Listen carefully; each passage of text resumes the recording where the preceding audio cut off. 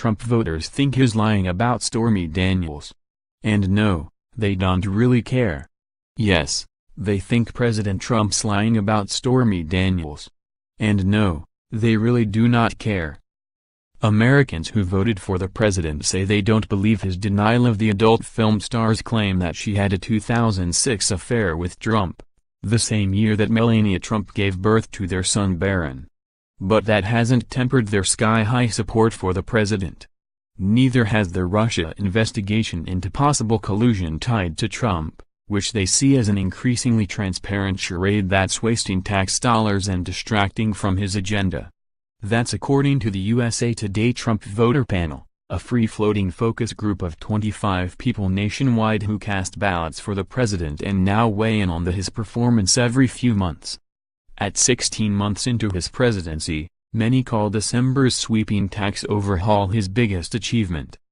About as many peg the GOP's failure to repeal the Affordable Care Act as Trump's biggest defeat, a prime example of the bipartisan opposition they believe has so far hamstrung his presidency. The legal maelstroms tied to Russia and the alleged affair don't help, they say. I'm not in the man's pants. I don't know what he did when he pulled them down, Monty Chandler, a disabled veteran from Church Point, La, says of Daniels' claims. The only evidence is the hush money. We're human. We all sin. And he tried to cover it up. He's equally dismissive of the Russia-related allegations, echoing Trump's descriptor of the investigation as a witch hunt. Trump enjoys an approval of 90% among Chandler and others on the panel, made up of respondents to a USA Today, Suffolk University poll in December 2016.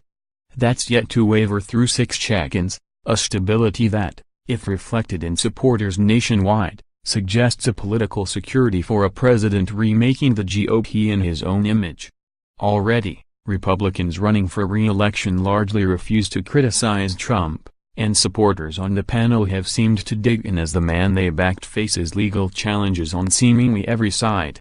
From our Trump voter panel, voters blamed the president's tweets for his troubles. Trump's core supporters begin to worry. Once you're a believer and supporter, you stay with who you believe is going to do everything correct, says Joanne Musial of Canadensis, Pennsylvania. He's going through hell, I'll tell you that. I know of no other human in office who could go through what he's going through. Others aren't so sure.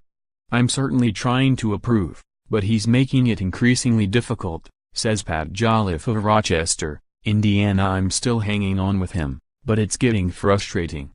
When it comes to Daniels, who filed a defamation lawsuit Monday against Trump, men largely expressed a lack of shock. Trump, an affair? Par for course. We know he's no angel, and he didn't become a multi-billionaire because he's a nice guy, says John Moon of Commas, Utah.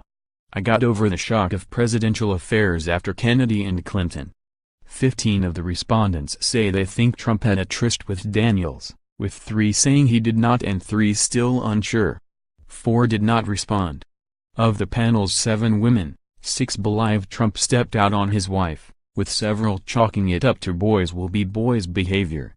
That's what powerful men do, says Deidre Brady in Broadway, and see, this is typical behavior of a lot of men in powerful positions, says Margie Chandler of Old Monroe, Mo.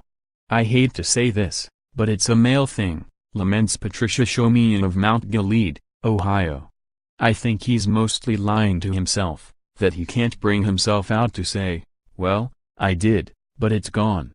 And while most believe Trump had an affair over 10 years ago, virtually none find that relevant to his presidency. Just 1 claimed the scandal had put a dent in their support. They're equally dismissive of the investigation by Robert Mueller, the special counsel examining Russian interference, possible Kremlin collusion with Trump's campaign and possible obstruction of justice by Trump himself. 19 called the probe mostly partisan. The same amount think no collusion occurred at all.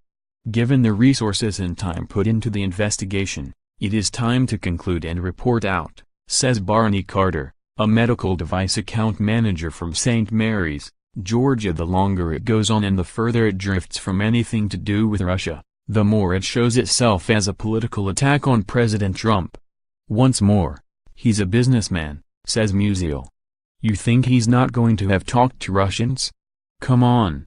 Did he collude? No. Won't believe it for a moment. Just to say the Russia scandal has hampered their support, including Dwayne Gray, a truck driver from Boise and the only panelist who thinks some collusion took place. If there wasn't something to look after, he wouldn't be so defensive, firing people, replacing them and still landing in trouble, Gray says. That makes me question the whole situation. It's just strange. A third of respondents praised the tax overhaul as Trump's biggest achievement in an open-ended question. But voters proved more vocal about what they saw as holding him back from more accomplishments, specifically the unwillingness of Democrats and certain Republicans to rally around the man these voters helped put into power. The president's biggest achievement so far would have to be survival, says Daniel Kahn, a retiree in Corpus Christi, Texas. Beyond that, I would say of course the tax cut package that is a big blessing to millions of folks, just like me and you. Rick Dammer, an IT manager in Zephyr Hills, Florida, says Republicans won't rally around him like they should a Republican president because he is an outsider. It's hampered him from getting certain things done he wanted to, but I expected that when he was elected anyways. Keely Vasquez, a small business owner in St. Paul, Minnesota, doesn't see Trump's gridlock improving.